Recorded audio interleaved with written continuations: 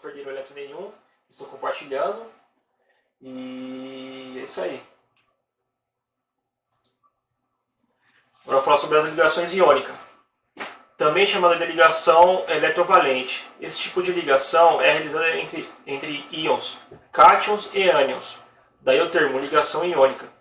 Para ocorrer uma ligação iônica, os átomos envolvidos apresentam tendências opostas.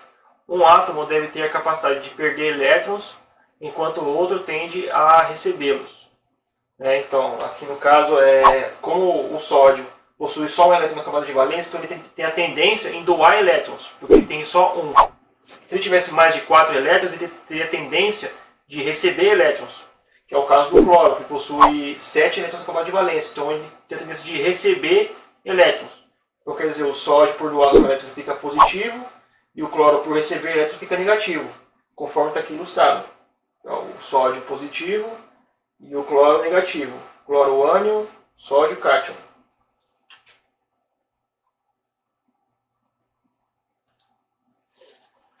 Agora, ligações metálicas.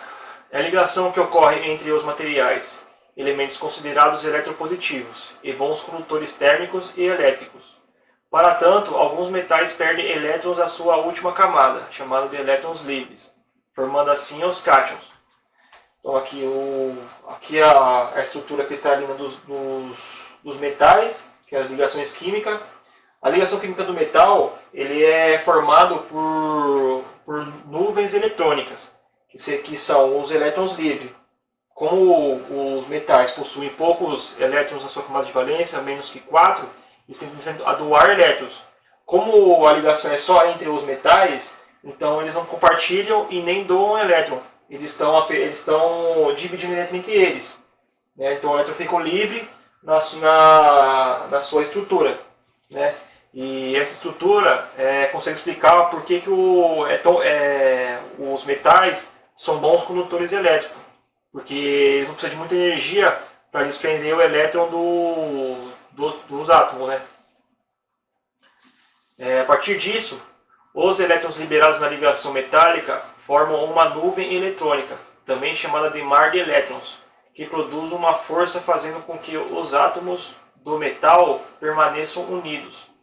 Exemplo de metais: ouro, cobre, prata, ferro, níquel, alumínio, chumbo, zinco, entre outros. Todos esses materiais fazem ligações metálicas que possuem nuvens eletrônicas, e fazendo com que a sua resistividade seja baixa, tendo uma boa condutividade.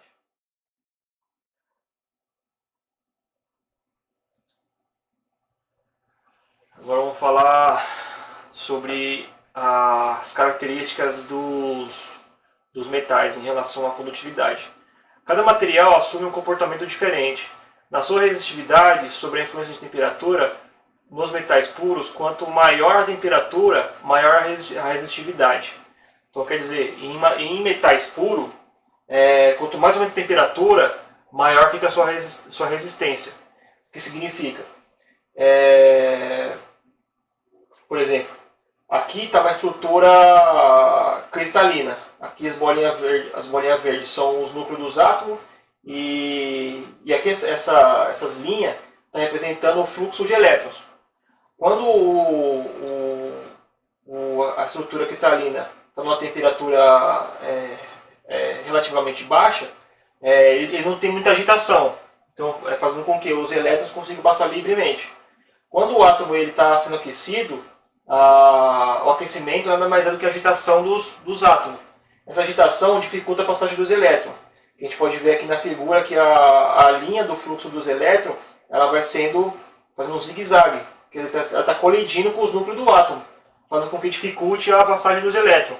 E essa é a explicação essa é uma explicação que nos diz que a dificulta a passagem de corrente, ela faz com que a resistência do material aumente. Quer dizer, quanto maior a temperatura dos metais, maior a sua resistividade.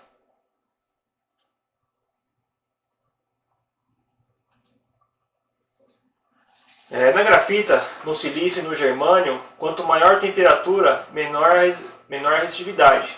A elevação da temperatura provoca quebras de ligações entre os átomos, ligações covalentes. Com isso, elétrons tornam-se livres. Assim, em uma maior população de elétrons livres, o material melhora a sua condutividade elétrica. Esses materiais a gente chama de semicondutores, né? Que é a grafita, o silício e o germânio. Ele possui 4 elétrons na sua camada de valência. Então ele precisa de 4 elétrons para completar o seu octeto, que são outros elétrons na camada de valência.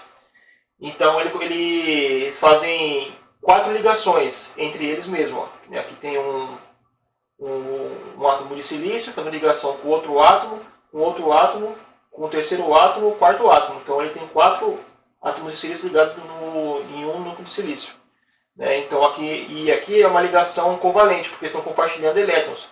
E a ligação covalente é uma ligação muito forte, né? E precisa de uma energia muito alta para poder romper essa energia. Então, para esse elétron poder ser rompido e ele se tornar um elétron livre, eu preciso de uma energia muito alta, e eu fornecendo essa energia alta, eu consigo manter um elétron solto, né? Ele chama do elétron ficar livre. Eu consigo fazer que esse material se torne um condutor elétrico. Então, se eu fornecer energia, que é o calor, se eu fornecer calor para esse material, eu consigo desprender os elétrons e ele se torna um condutor. Que esse material numa temperatura baixa, eu diminuo a sua capacidade de ser condutor, porque ele não tem tanta energia para desprender os elétrons.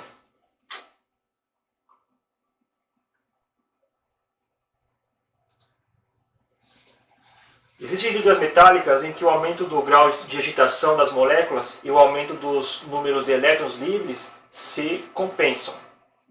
Consequentemente, para essas ligas, a resistividade e a resistência praticamente não variam com a temperatura. Nesse caso, existem ligas metálicas que, ao aquecer, ele não varia a sua resistividade, aquecendo a temperaturas relativamente altas, porque a agitação das moléculas, que vai impedindo a passagem de corrente, aumenta no mesmo grau conforme aumentando os elétrons livres. Então um vai compensando o outro. A gente sabe que o elétron livre consegue melhorar a condutividade e a agitação pode aumentar a resistividade. Então quer dizer, as duas vão se compensando e faz com que o material ele não aumente a sua resistividade conforme a temperatura vai aumentando. Esse é o caso da manganina e do constantan, que são ligas de cobre, níquel e manganês. Certo? Então, esses materiais, que é uma liga metálica de cobre, níquel e manganês, eles têm essa propriedade, porque a temperatura vai aumentando, os elétrons livres e a agitação vai compensando uma a outra, e ele não aumenta a sua resistividade. Agora vamos falar sobre soluções eletrolíticas. Nas soluções, como os eletrólitos, a resistência também é decrescente com o aumento da temperatura. Mas por outra razão, a temperatura alta faz com que a dissociação iônica aumente em seu grau, ou seja, aumente em seu número de íons que compõem a corrente elétrica. Essa resistência decrescente faz também com que a viscosidade do solvente diminua, fazendo com que os íons que compõem a corrente se movimentem mais facilmente. Então aqui no caso aqui são as ligações, os íons dentro de uma solução eletrolítica. Aqui no caso é o sal de cozinha, que é o cloreto de sódio.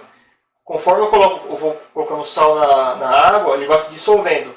E esse é o fenômeno que acontece. As moléculas de água, ela vai se agrupando no átomo de cloro, separando o cloro do sódio, fazendo com que o cloro fique negativo e o sódio positivo.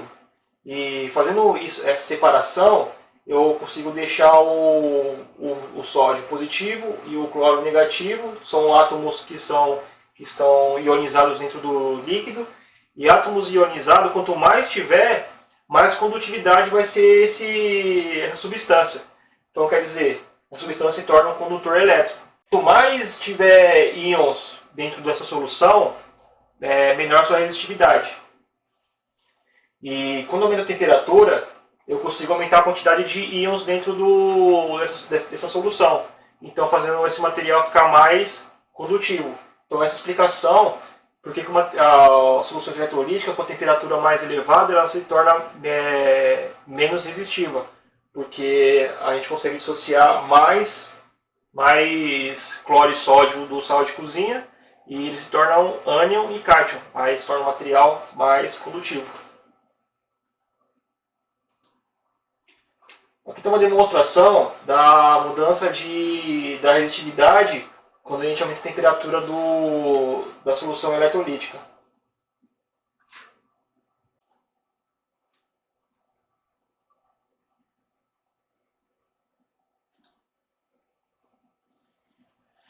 Bom, aqui a resistência está muito alta.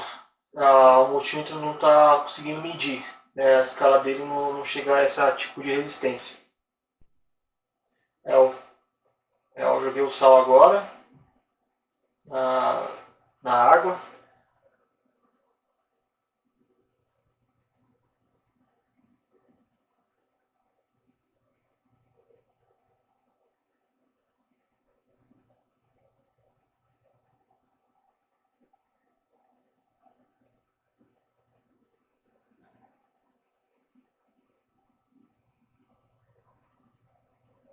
Ó, jogando só na água, ele já fica já caiu para 187 quiloohms.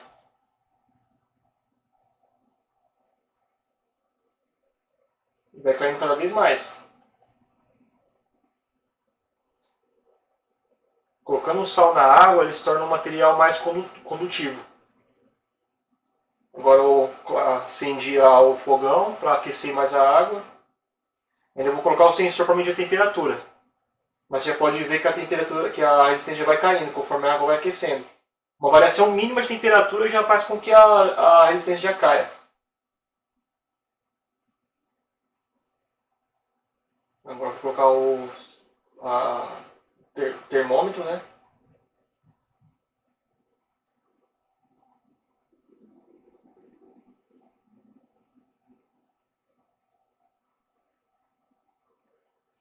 A água está com 20 graus de temperatura. Ó, foi para 25 graus. Já pode ver que a resistência vai caindo.